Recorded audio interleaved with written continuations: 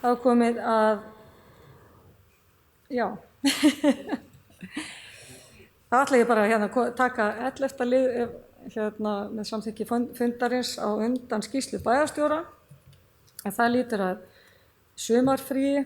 Lögð fram eftirfarandi tillaga sumarleyfi bæjarstjórnar Akureyrarkaupstaðar í samræmi við 4. málsgrein 8. greinar og 5. málsgrein 33. greinar samþykktar stjórn og fundarskaup Akureyrarkaupstaðar.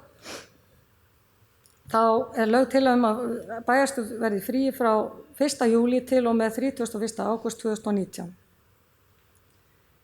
Ekki verði haldnir fundir í bæjarstjórn á framangreindu tímabili nema þörf krefji eða þriðjungur bæjarfulltrúa krefjist þess. Jafnframt bæjarráðið á þessum tíma heimilu fullnaðar afgreiðsla þeirra mála sem það telur nauðsynlegt að fái afgreiðslu og lög mæla ekki gegn. Orðið er laust.